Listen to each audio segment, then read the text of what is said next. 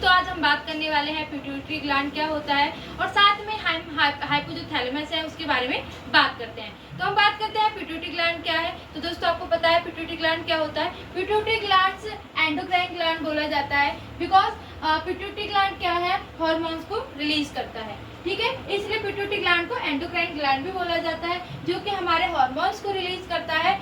जब pituitary gland hormones release करता है एंड सिक्रीट करता है, तब हमारा हाइपोथैलेमस क्या करता है, उसको कंट्रोल करता है। तो इसलिए बोला जाता है कि pituitary gland intake under the hypothalamus. ठीक है, कि हाइपोथैलेमस क्या है, वो अंडरटेक मतलब इसके साथ में ही रहता है, हमारे पिट्यूटरी ग्लैंड के साथ में, क्योंकि वो क्या करता है, कंट्रोल करने में हेल्प करता है। अब बात करते हैं पिट्यूटरी ग्लैंड होता क्या है डिटेल्स में। Pituitary gland is small gland. आपको पता है कि पिट्यूटरी ग्लैंड एक सबसे छोटा ग्लैंड है eight the base of the brain. Brain के बेसिस पे जो हमारा पिट्यूटरी ग्लैंड है वो सबसे छोटा ग्लैंड है। द ब्रेन दैट स्क्रीट हार्मोन, जो कि क्या करता है कि हमारे जो ब्रेन्स में है वो क्या करता है, हार्मोन स्क्रीट करता है।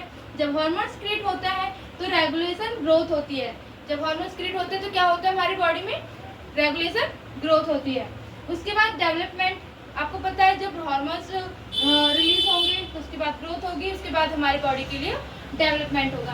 एंड अदर बॉडीली फंक्शन, जो भी अदर दूसरे जो भी बॉडीली फंक्शन है उनको क्या करता है, कंट्रोल करता है फंक्शंस। ठीक है, often call the master gland, इसको क्या बोला जाता है, मास्टर ग्लैंड भी बोला जाता है। फॉर एग्जाम्पल अगर मैं आपको पढ़ा रही हूँ, समझा रही हूँ, ये किस वजह से हो रहा है, ये हमारे पिट्यूटरी ग्लैंड है जो हमारी बॉडी से फंक्शंस करा रही है। जो भी हार्मोन्स रिलीज हो रहा है, वो जो हार्मोन्स रिलीज हो रहा है जिसके थ्रू मैं कुछ भी मतलब आपको समझा रही हूँ, बोल के बता रही हूँ, तो इसलिए इसको क्या बोला जाता है, मास्टर ग्लैंड बोला जाता है। दूसरा, इसको हाइपोफाइसिस भी बोला जाता है। हाइपोफाइसिस क्यों बोला गया है, क्योंकि जो हमारा हाइपोथैलेमस है वो क्या करता है, कंट्रोल करता है हमारे हार्मोन्स को। इसलिए जो पिट्यूटरी ग्लैंड है, जो हाइपोथैलेमस है वो पिट्यूटरी ग्लैंड के अंडर आता है। ठीक है, ये हो गया हमारा पिट्यूटरी ग्लैंड और हाइपोथैलेमस। अब मैं आगे आपको डिटेल में बताती हूँ। अब हम बात करते हैं पिट्यूटरी ग्लैंड में जो बेसिक टॉपिक हैं जो कभी भी पूछे जाते हैं। ठीक है, फॉर एग्जांपल जैसे बात करते हैं हम इसका डायमीटर के बारे में, कि पिट्यूटरी ग्लैंड का जो डायमीटर है वो कितना होता है, 1 सेंटीमीटर होता है।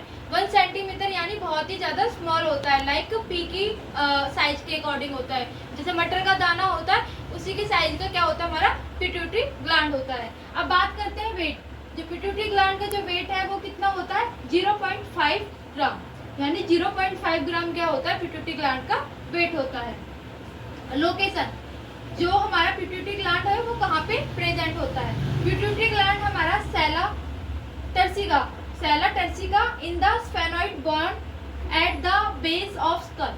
सेला टर्सिका मीन्स जो स्फेनॉइड बोन होता है। स्फेनॉइड बोन क्या होता है, जिसमें जो कि हमारा स्कल का बेस होता है, लाइक जो माउथ और हमारे हेड का जो क्या होता है, बेस होता है, यानी स्कल का बेस होता है, उसके अंदर क्या होता है, हमारा सेला टर्सिका प्रेजेंट होता है, जिसको जो बेस होता है उसको क्या बोला जाता है, स्फेनॉइड बोन बोला जाता है। अब सेला टर्सिका कहाँ पे प्रेजेंट होता है, तो ये तो क्या हो गया, हमारा स्कल हो गया।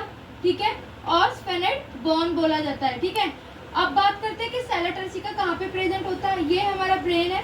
ठीक है, इसके अंदर क्या होता है, दबा हुआ पार्ट होता है जिसको डिप्रेशन बोला जाता है। दबा हुआ पार्ट होता है उसको क्या बोला जाता है, सेला टर्सिका। अब बात करते हैं जो दबा हुआ पार्ट होता है उसको सेला टर्सिका बोला जाता है। जो ये ऊपर का जो पार्ट है ये क्या है, हमारा हाइपोथैलेमस। आपको भी बताया था कि पिट्यूटरी ग्लैंड के साथ में हमारा क्या जुड़ा हुआ होता है, हाइपोथैलेमस। ठीक है, और बीच में जो ये पार्ट होता है इसको क्या बोला जाता है, पिट्यूटरी स्टाल्क। और जो नीचे क्या प्रेजेंट होता है, ये होता है हमारा पिट्यूटरी ग्लैंड। मैं आपको जैसे बड़े साइज में बताती हूँ समझाने के लिए। हाइपोथैलेमस, तो ये जो हमारा ऊपर का जो पार्ट होता है ये तो हमारा होता है हाइपोथैलेमस।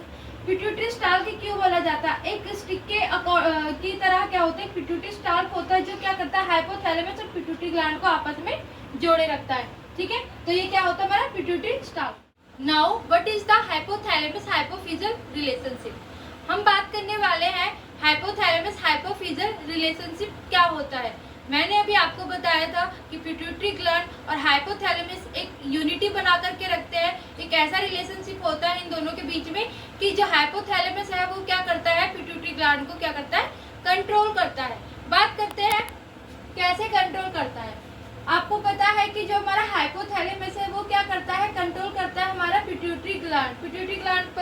एंडोक्राइन ग्लैंड भी होता है, ठीक है। बाय सिक्रेटिंग कैसे करता है, बाय सिक्रेटिंग न्यूरो हार्मोन, यानी जो हाइपोथैलेमस है वो क्या करता है, सिक्रीट करता है न्यूरो हार्मोन्स। न्यूरो हार्मोन्स जब सिक्रीट करता है तब क्या करता है, वो कंट्रोल करता है हमारा पिट्यूटरी ग्लैंड से रिलीजिंग एंड इनहिबिटिंग हार्मोन्स, यानी रिलीज होने वाले और इनहिबिटिंग हार्मोन्स। जो ना रिलीज होने वाले हार्मोन्स को क्या करता है पिट्यूटरी ग्लैंड के, जो हार्मोन्स को हाइपोथैलेमस क्या करता है, कंट्रोल करता है। जब क्या करता है, वो न्यूरो हार्मोन्स को सिक्रेट करता है, ठीक है। तो दोस्तों इसको बोला जाता है हाइपोथैलेमस हाइपोफिजियल रिलेशनशिप, कि हाइपोथैलेमस और पिट्यूटरी ग्लैंड के बीच में जो यूनिटी होती है, जो रिलेशनशिप होता है, उसको किस तरीके से कंट्रोल करा जाता है।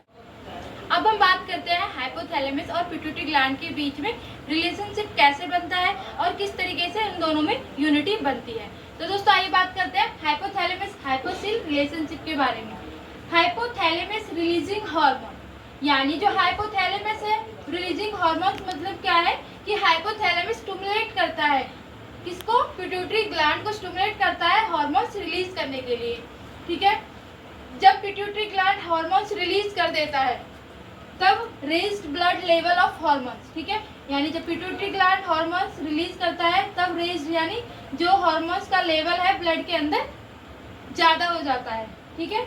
जब क्या होता है, यूज ऑफ हार्मोन्स, जो टारगेटेड सेल होते हैं जिनको जरूरत होती है हार्मोन्स की, वो क्या कर लेते हैं, हार्मोन्स को यूज कर लेते हैं, ठीक है। अब बात करते हैं कि जब हमारे ब्लड के अंदर हार्मोन्स लेवल ज्यादा होता है तो इनहिबिटिंग कैसे होता है हार्मोन्स का। तो इनहिबिटिंग के लिए क्या होता है हमारे पास, नेगेटिव फीडबैक मैकेनिज्म, ठीक है। जो नेगेटिव फीडबैक मैकेनिज्म होता है ये क्या करता है, इनहिबिटिंग करता है हार्मोन्स को हाइपोथैलेमस के थ्रू, कि हमारे पास अब हार्मोन्स ज़्यादा हो चुके हैं तो उनको कम करने के लिए क्या करता है, जो नेगेटिव फीडबैक मैकेनिज्म होता है उसको क्या करता है, इनहिबिटिंग करता है, ठीक है दोस्तों। अब जब हमारे पास हार्मोन्स कम हो जाता है, ब्लड लेवल ऑफ हार्मोन्स यानी ब्लड के अंदर हार्मोन्स लेवल क्या हो जाता है, कम हो जाता है, तब हमारा जो पॉजिटिव फीडबैक मैकेनिज्म है वो आगे क्या करता है, हार्मोन्स रिलीजिंग के लिए एक्शन लेता है, ठीक है। तो ये जो जब हमारी बॉडी के अंदर ज़्यादा हार्मोन्स हो जाता है तो हमारा नेगेटिव फीडबैक मैकेनिज्म क्या करता है, इनहिबिटिंग करता है, और जब बॉडी के अंदर कम हार्मोन्स हो जाता है तो हमारा पॉजिटिव फीडबैक मैकेनिज्म क्या करता है, उसको रिलीजिंग करने के लिए बोलता है। तो इस तरीके से हमारा नेगेटिव फीडबैक मैकेनिज्म और पॉजिटिव फीडबैक मैकेनिज्म एक तरीके से हाइपोथैलेमस हाइपोफिजियल रिलेशनशिप बनाता है, पिट्यूटरी ग्लैंड और हमारे हाइपोथैलेमस के बीच में क्या बनाता है, रिलेशनशिप बनाता है। तो दोस्तों आज का हमारा टॉपिक यहीं पे समाप्त हुआ। आज हमने पढ़ लिया है पिट्यूटरी ग्लैंड क्या होता है और हाइपोथैलेमस क्या होता है, ये दोनों मैंने आपको बता दिया, और दोनों के बीच में किस तरीके से रिलेशनशिप बनता है। तो दोस्तों आज का हमारे बेसिक टॉपिक कंप्लीट हो चुका है। Thank you so much.